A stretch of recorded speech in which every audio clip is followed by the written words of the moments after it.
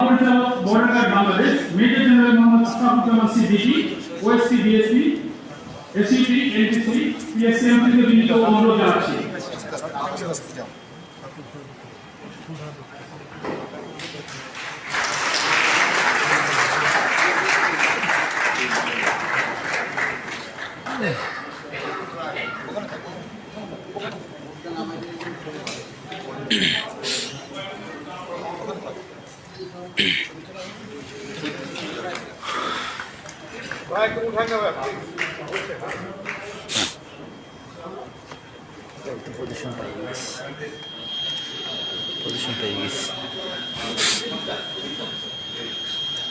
এবার আসবেন জনাব রাকিব মোল্লা। তিনি একটি গ্যারেজে কর্মরত ছিলেন জুলাই আন্দোলনের সময়। জনাব রাকিব মোল্লাকে একটি অটো ভ্যান প্রদান করার জন্য মৎস্য ও প্রাণী সম্পদ মন্ত্রণালয়ের মাননীয় উপদেষ্টা মিসেস ফরিদা আক্তারকে বিনীত অনুরোধ জানাচ্ছি।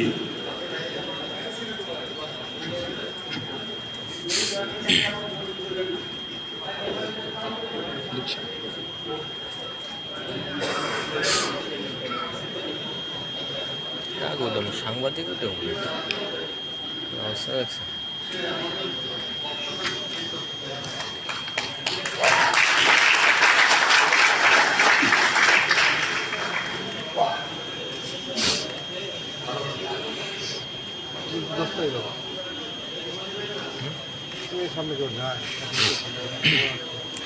প্রিয় সুধী, এবার জুলাই আন্দোলনে আহত আরেক বীর যোদ্ধা জনাব মোহাম্মদ গিয়াসউদ্দিন।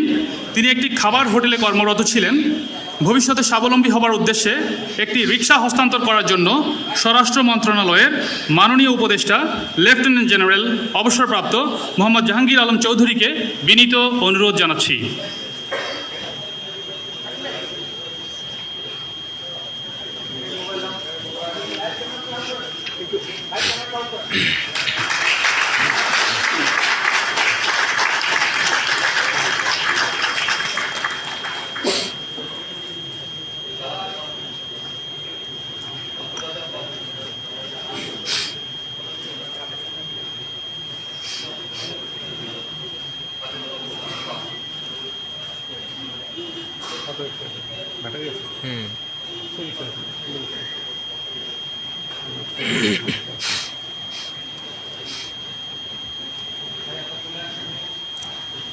এবার সম্মানিত অতিথিদের বক্তব্য।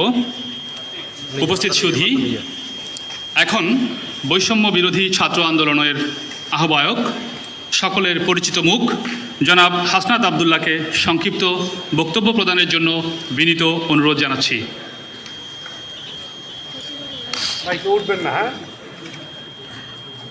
আসসালামু আলাইকুম। আজকে আমার পাশে যেই আহতরা রয়েছে এবং যেই 1500-র বেশি যারা শহীদ হয়েছে, এই সিলসিলাটা কিন্তু এই 24-এর শুধু গণ অভ্যুত্থানেই নয়। আমি যখন এই পিলখানার আশেপাশে যাই, টিউশন করাতে যেতাম আমি ইউনিভার্সিটি লাইফে।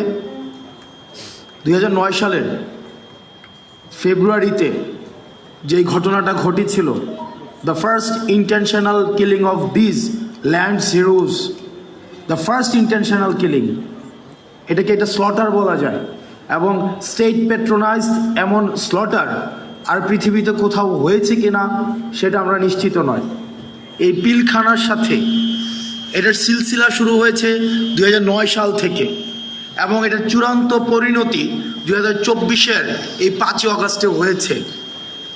দুঃখজনক, এতদিন পরে এসেও আমরা পিলখানা, এই যে হত্যাকাণ্ডটা হয়েছে সেটাকে ইউফেমিস্টিকভাবে এটাকে কি বলা হয়েছিল, বিডিআর বিদ্রোহ।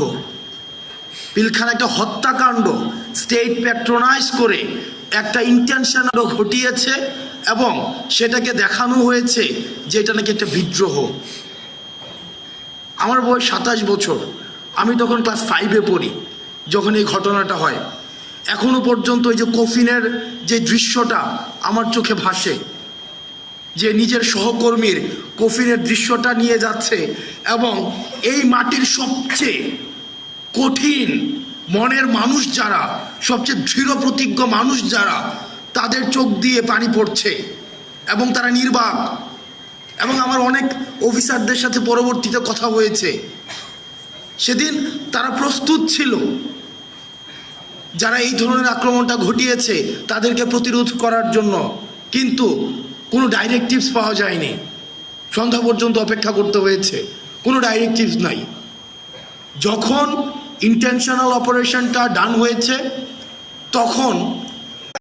তখন থেকে আমার মনে হয়েছে যে আমার